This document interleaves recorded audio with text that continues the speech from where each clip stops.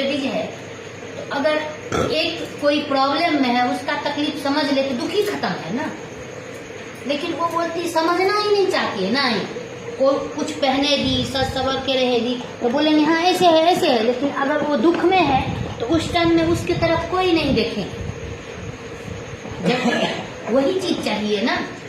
तुम देखो जेंट्स सब में क्यों नहीं जलन होता है, जेंट्स सब में क्यों नहीं झगड़ा होता है। 5 जेंट्स अगर है वो बहुत अच्छे से रह लेते हैं, लेकिन 5 लेडीज अच्छे से नहीं रह पाती। क्यों?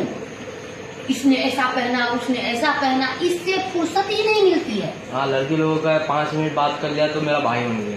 हाँ लेकिन क्या है, लेडीज लोगों का बात करेगी, बात कर लेगी, उधर से उठ के जाएगी, उसी के बारे में बोलेगी कि अरे ऐसा बोली, ऐसा की, ऐसा पहनी, ऐसा खाई, ऐसा थी। ये क्या है भाई, तुम भी लेडीज हो, वो भी है, एक दूसरे का दर्द समझो ना। बात बनाने में बहुत अच्छा लगता है सब, हर टाइम पास होने के लिए कुछ भी मटेरियल चाहिए।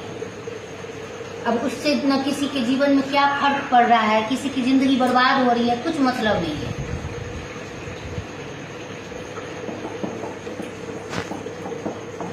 कुछ हुआ है क्या आपके साथ?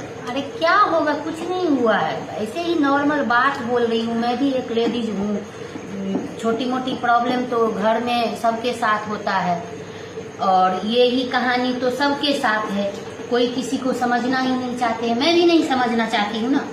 एक बात नहीं है जो मैं समझती हूँ, मैं समझ के भी तो जब देखती हूँ सामने वाला गलती कर रहे हैं तो मैं भी नहीं समझती हूँ। तुम नहीं समझोगे तो हम क्यों समझें? समझना चाहिए ना। वो भी तो एक माँ है, किसी की बेटी है, किसी की बहन है, किसी की बीवी है।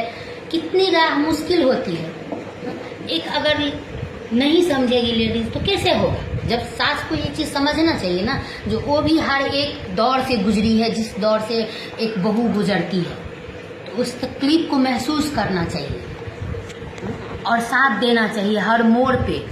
कहीं अगर गलती हो जाए तो उसको संभालना चाहिए, माँ बनकर संभालना चाहिए, बल्कि ना कसाई बनकर ना उसको कटघरे में नहीं खड़ा करना चाहिए। कि नहीं तुम मुजरिम हो, तुमसे हम बात नहीं करेंगे, तुमसे किसी को मतलब नहीं रखने देंगे, तुम गुनहगार हो।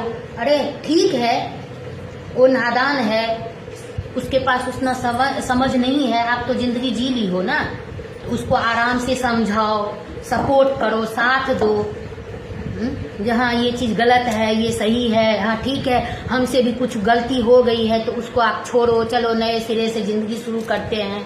हम जो मदद कर पाएंगे करेंगे, मन तन वचन से करेंगे, धन से करे कि ना करे। जब ही एक लड़की आती है मायके से तो वो अपना संस्कार लेके आती है। अब बाद में जैसा वो बंद कर रहती है वो सास का संस्कार है, जो कैसे है, जैसे वो आई थी वो तो उसकी मम्मी ने सीख दी थी। अभी वो जैसा रूप में है, चाहे वो अच्छी है कि बुरी है, वो सास बनाई है। कोई लड़की खुद नहीं बन जाती है। क्यों? छोटी छोटी बातों के लिए उसको रगड़ा जाता है, घसीटा जाता है। ये तो घर घर की कहानी है। तो वही तो मैं बोल रही हूँ, जो घर घर की कहानी है तो कब तक बंद हो गया मेरा? चल समझना चाहिए ना ये बात को। इसीलिए न बोलते हैं जो सास बन करके डांटो मत, ननद बन के न टोको मत, देवरानी जेठानी बनकर बांटो मत।